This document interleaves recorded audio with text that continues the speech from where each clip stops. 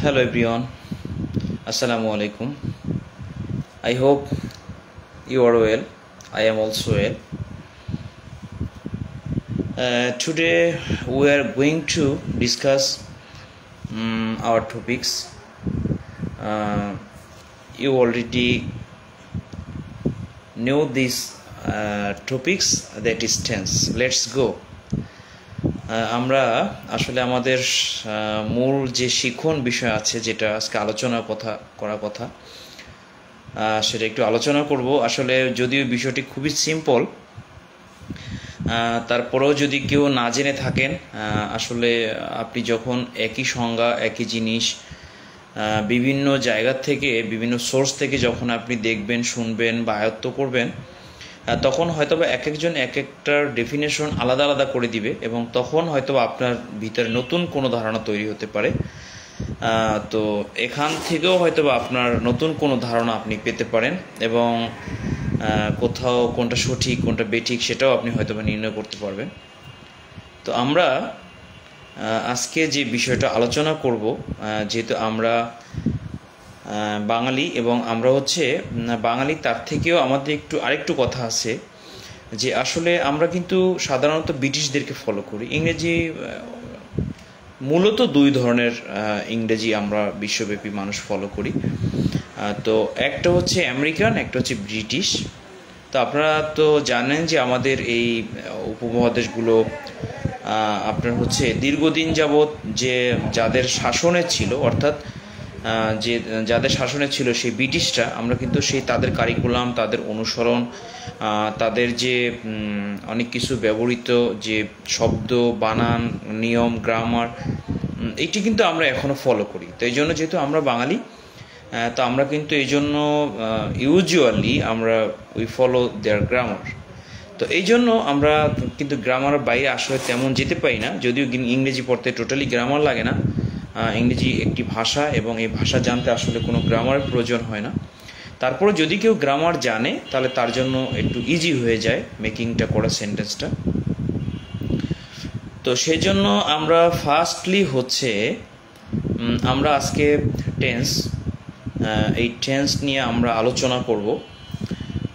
আসলে আমরা জানবো যে টেন্সটা কোথার থেকে এসেছে এবং টেন্সের উৎপত্তি কোথার থেকে। আসলে আপনারা জানেন ল্যাটিন শব্দ টেম্পাস থেকে টেন্সের উৎপত্তি হয়েছে।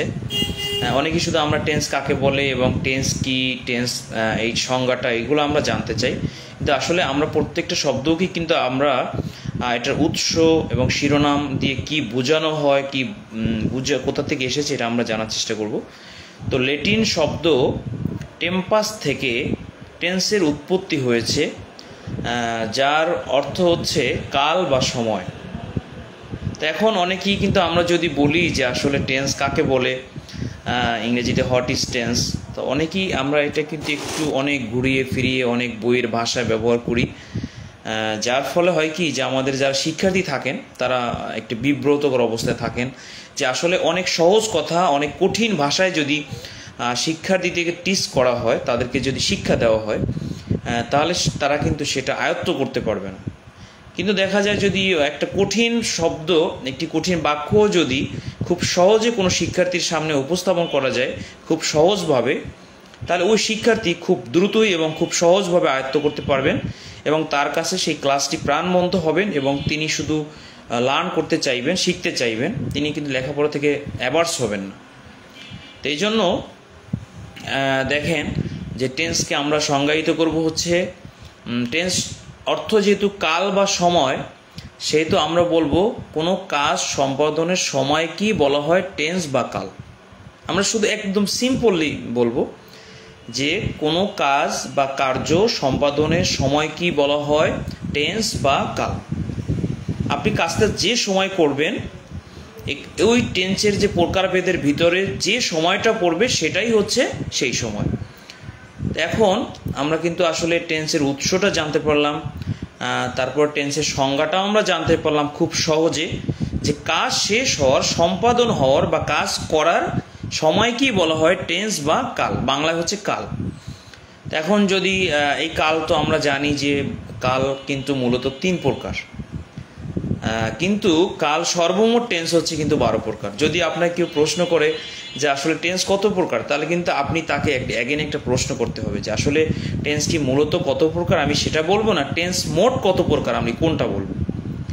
যদি তিনি বলেন যে সর্বমোট কত প্রকার, তাহলে সেটা বলো তুমি, তাহলে এটা হচ্ছে 12 প্রকার। এবং যদি প্রধানত বলা হয় তাহলে হচ্ছে এটা মূলত 3 প্রকার। যেমন একটা হচ্ছে পাস্ট টেন্স অর্থাৎ অতীতকাল, অর্থাৎ আজকে থেকে আমার জীবনে বা পৃথিবীতে যে কোনো অবস্থায় যে কোনো ঘটনা আগে ঘটে গেছে সেটাই হচ্ছে পাস্ট টেন্স, মানে অতীতকাল। অনেকে অতীত বলেন, অনেকে অতীত বলেন, এটা অন্য একটা ব্যাখ্যা আছে এটা।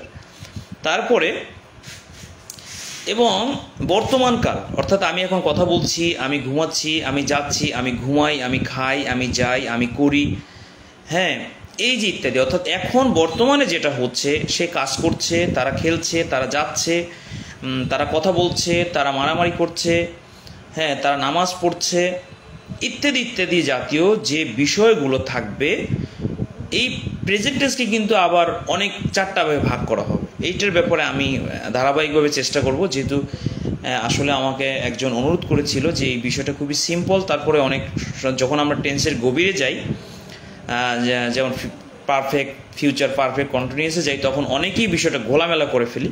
তো এই জন্য চেষ্টা করব টোটাল টেন্সটাকে 12টা টেন্সকে বিভিন্নভাবে সংজ্ঞায়িত করে বিভিন্নভাবে আমি উপস্থাপন করার জন্য, যাতে অনেকে বুঝতে পারে, এবং যারা একেবারেই কথা বলতে পারে না ইংরেজিতে, তারা যেন সামান্যতম কথা বলতে পারে। তাহলে হচ্ছে তো আমরা বলতে পারি যে বর্তমানে আমরা যেগুলো করি, আমরা যেগুলা হচ্ছে, এখন চলছে বা হয়, এই জাতীয় যদি কিছু হয় তাহলে সেটা হবে প্রেজেন্ট টেন্স। এবং এখনের পরে, অর্থাৎ বর্তমানে হয় না, ভবিষ্যতে হবে, আমি এটা হব, আমি ওটা হব, আমি যাব, আমি থাকব, আমি খাবো, বা আমি যাব না, তারা যাবে, তারা যাইতে থাকবে, তারা 5 দিন পরে যাবে। অর্থাৎ এই জাতীয় কোনো বিষয় যদি আপনার হয়ে থাকে, ঘটবে এমন কিছু বোঝালে সেটা হবে ফিউচার টেন্স। তাহলে আমরা কিন্তু প্রাথমিক অবস্থায় টেন্স কি এটা আমরা জানতে পারলাম, টেন্সের উৎপত্তি কি এটা আমরা জানতে পারলাম, এবং টেন্স কত প্রকার এটাও আমরা জানতে পারলাম। টেন্স প্রধানত 3 প্রকার এবং সর্বমোট হচ্ছে 12 প্রকার। বেশি যদি ডিসকাস করা হয় তাহলে হয়তো অনেকেই এটা তাদের মাথার মধ্যে ধরবে না। অনেকে আবার মনে করেন যে স্যার আমি তো ক্লাস 3য় শ্রেণীতে পর্যন্ত লেখাপড়া করছি, অনেকে আমি মাস্টার্স করছি, অনেকে 5 পর্যন্ত। আসলে দেখেন, এই ইংরেজি শিক্ষা এবং বাংলা শিক্ষা যে কোনো শেখার কোনো বয়স নেই। আপনি যদি রুট লেভেল থেকেও চিন্তা করেন যে আপনি একটু একটু আস্তে করে ইংরেজি শিখবেন, একটু কথা বলতে শিখবেন, মানুষের মাঝে সামান্যতম উচ্চারণটা করতে পারবেন, তাহলে আপনি আসলে শুধু যে লেখাপড়া যারা করে বা যারা টিচার তাদেরকেই এটা দরকার হয় না। আপনার একটা শখ আছে যে আপনি বলবেন যে আমি ভাত খাই, আমি ঘুমাই, আমি যাই না, আমি যাব, আমি যাচ্ছি, আমি যাচ্ছিলাম, হ্যাঁ, তারা যাচ্ছে, তারা যাচ্ছে না, তারা যাবে না, তারা মার্কেট করবে না, এই জাতীয় কথা বলতেগুলো সবারই কিন্তু একটু ইংরেজিতে বলতে ইচ্ছা করে। এটা কিন্তু একদম অনায়াসই বলা যায় যে আমরা যারা বাংলাকে তো আমাদের ভালোবাসতেই হবে, এটা আমাদের ফার্স্ট ল্যাঙ্গুয়েজ। তারপরে যারা আমরা একটু বিভিন্ন কোনো কাজের সাথে জড়িত থাকি, তাদের প্রয়োজন হয় বা অপ্রয়োজন হয়, সবাই একটু কিন্তু চেষ্টা করে যে ইংরেজিটা একটু চর্চা করার জন্য। তো এই জন্য হচ্ছে যে আমরা বেশি একটা আলোচনা করব না, জাস্ট আজকে এতটুকুই। হোয়াট ইজ টেন্স এবং কাইন্ডস এর প্রকারভেদ, এবং হচ্ছে যে পাস্ট, প্রেজেন্ট এবং ফিউচার। অর্থাৎ পাস্ট মানে হচ্ছে অতীত, আজকের আগে যেটা ঘটে গেছে সেটা, প্রেজেন্ট মানে বর্তমান, এবং এরপরে যেটা সামনে যেটা ঘটবে সেটা হচ্ছে ফিউচার। ইনশাল্লাহ আল্লাহ যদি সুস্থ রাখেন, আগামীকালকে থেকে একদম প্রেজেন্টের যে 4টা অংশ আছে এবং প্রথম একটা থেকে একদম টোটালি ইনশাল্লাহ ডিফাইন করা হবে, এবং এ দিয়ে মেকিং সেন্টেন্স তৈরি করা হবে। এরপরে আপনি দেখেন, আমি একটা ভার্ব লিস্ট, কয়েকটা ভার্বের ফর্ম সহ আমি একটু হাতে লিখে ফটো করে আমি কমেন্ট বক্সে দিয়ে দিব, অন্তত 5টা-7টা ভার্ব, যেটা দিয়ে আমরা সচরাচর পরবর্তীতে আমরা কয়েকটা বাক্য তৈরি করতে পারি এবং আমরা সাথে সাথে চর্চা করতে পারি।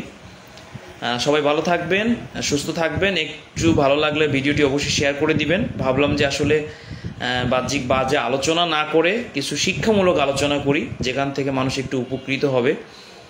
আপনাদেরকে আবারও বলে রাখি যে আসলে এখানে দুইটা বিষয় মাঝে মাঝে আলোচনা করা হবে বেশিরভাগ।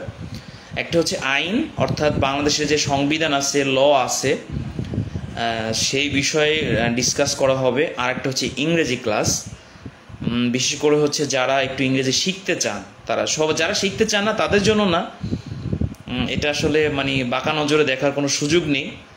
যারা আমাকে ফলো করেন, আমাকে ভালোবাসেন, আমার ফ্রেন্ড লিস্টে আছেন, তাদের যদি কখনো মনে হয় যে না এটা আপনি ফলো করবেন, দেখবেন, শুনবেন, গুডস দ্যাট ওকে। কিন্তু আপনি যদি হচ্ছে নাও করেন সেটাও আপনার ব্যক্তিগত ব্যাপার, কিন্তু আসলে এটা বাঁকা নজরে দেখার সুযোগ নেই। কারণ অ্যাকচুয়ালি আমি যেটা জানি, আমার যতটুকু যে বিষয়ে আমার অভিজ্ঞতা আছে, যে এই বিষয়গুলো আমি একটু জানি আর কি। হ্যাঁ, এই জন্য আসলে আমি এটা জানানোর চেষ্টা করবো। আমি বাংলাদেশের সংবিধান, আইনের ধারা, কেন এটা আমাকে চর্চা করতে হয়। আসলে আপনারা বুঝতে পারতেছেন আমি আসলে কি বলতে চাচ্ছি, এবং এর সাথে সাথে ইংরেজিটাও আমার প্রয়োজন। তা আমি ভাবলাম যে আসলে আমার যেটা প্রয়োজন, এটা আমার কোনো ভাইয়ের বা আমার কোনো ফ্রেন্ডসের বা আমার কোনো অনুসারীর যদি প্রয়োজন হয়, সেও আমার সাথে সাথে এটা চর্চা করবে, জাস্ট এতটুকুই, এর বাইরে আসলে তেমন কিছু না। হ্যাঁ, কারণ একজন মানুষের কাছ থেকে তো অনেক কিছু আসলে আশা করা যাবে না, সব কিছু। ধন্যবাদ সবাইকে। আমাদের আল মামুন ভাই, শাহজাহান মার্কেটের, আপনাকে অসংখ্য ধন্যবাদ ভাই। অনেকক্ষণ যাবত আপনি লাইভটি দেখছেন। আসলে অনেক সময় অনেক কল্পনা করা যায় না, যে মনে হয় যে এই লোকের সময় নেই, ব্যস্ত নেই, কিন্তু আসলে দেখা যায় যে আমরা একটা সময় দেখি ভাই, আসলে কেউ কিছু মনে করবেন না, যাদের কিছু আছে এবং যাদের জ্ঞান আছে তারাই শুধু জ্ঞান আহরণ করে, আর যাদের অর্থ আছে তারাই পরিশ্রম করে। কিন্তু আসলে যাদের তেমন কিছু নাই, তারা আসলে অর্থ ইনকাম করার কোনো চেষ্টা করে না। এবং যেসব মানুষের কোনো জ্ঞান আহরণ ভাই, হ্যাঁ, good night sir, thank you so much for watching this video. Sir কেমন আছেন? হ্যাঁ, আল্লাহর রহমতে ভালো আছি ভাই। দোয়া করবেন, ভালো থাকবেন সবাই। একটু ভালো লাগলে লাইভটা শেয়ার করে দিবেন সবাইকে। আসসালামু আলাইকুম।